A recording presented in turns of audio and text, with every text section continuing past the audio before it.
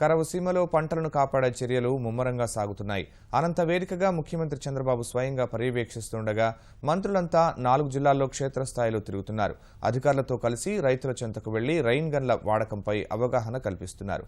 పంటల సంరక్షణ చర్యలు నిరంతరం సాగేలా కృషి చేస్తున్నారు. రాయలసీమలో ఎకరా పంట కూడా ఎండిపోనివ్వబోమంటూ అనంతపురంలో ముఖ్యమంత్రి మకాం వేయగా మంత్రులు కూడా విస్తృతంగా క్షేత్రస్థాయి పర్యటనలు చేస్తున్నారు.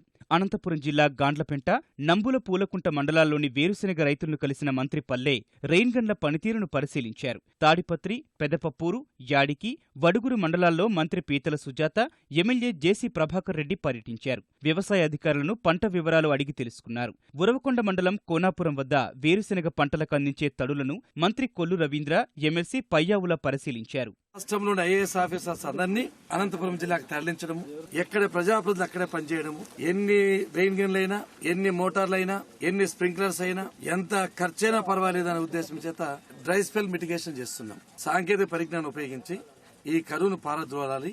అనంతపురం జిల్లా రైతాంగంలో ఒక విశ్వాసాన్ని, నమ్మకాన్ని నిలబెట్టాలి. వేరుశెనగ పంటకి మరి వర్షాలు రాని కారణంగా పంట అంతా కూడా ఎండిపోయే పరిస్థితికి వచ్చింది.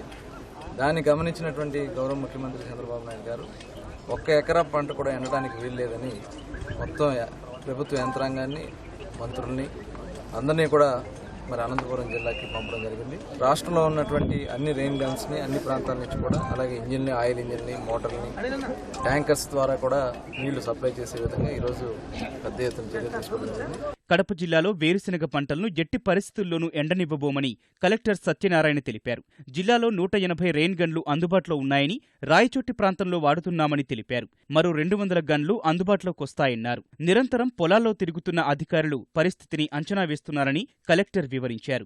రెయిన్ గన్స్, స్ప్రింక్లర్స్ ద్వారా అక్కడ కనీసం 1 తడి ఇవ్వాలనేటువంటి సంకల్పంతో గత 3 రోజులుగా మా సిబ్బంది అంతా కూడా కృషి చేస్తున్నారు. 7,000 హెక్టార్లలో ఇప్పటికే 5,000 హెక్టార్లకి 1 తడి ఇవ్వడం జరిగింది. సుమారుగా 180 రెయిన్ గన్స్, 300 స్ప్రింక్లర్స్ అక్కడ పనిచేస్తున్నాయి. జిల్లా స్థాయి అధికారులందరూ కూడా అక్కడే క్యాంప్ చేసి రైతుల యొక్క పంట పొలాలన్నిటి కూడా సందర్శించి వాటికి నీళ్లు ఇచ్చేటువంటి ప్రయత్నంలో ఉన్నారు. సెంటు భూమి వదలకుండా మొత్తం పొలాలను తడిపి రైతుల బాధలు తీరుస్తామని ఉప ముఖ్యమంత్రి కేఈ కృష్ణమూర్తి, మంత్రులు అచ్చెన్నాయుడు, ప్రత్తిపాటి చెప్పారు. కర్నూలు జిల్లా పత్తికొండ మండలంలో జలఫిరంగుల ద్వారా నీరందించే కార్యక్రమాన్ని మంత్రులు ప్రారంభించారు. హోసూరు, దూదేకొండలోని పొలాల్లో రెయిన్ గన్ల పనితీరు పరిశీలించారు.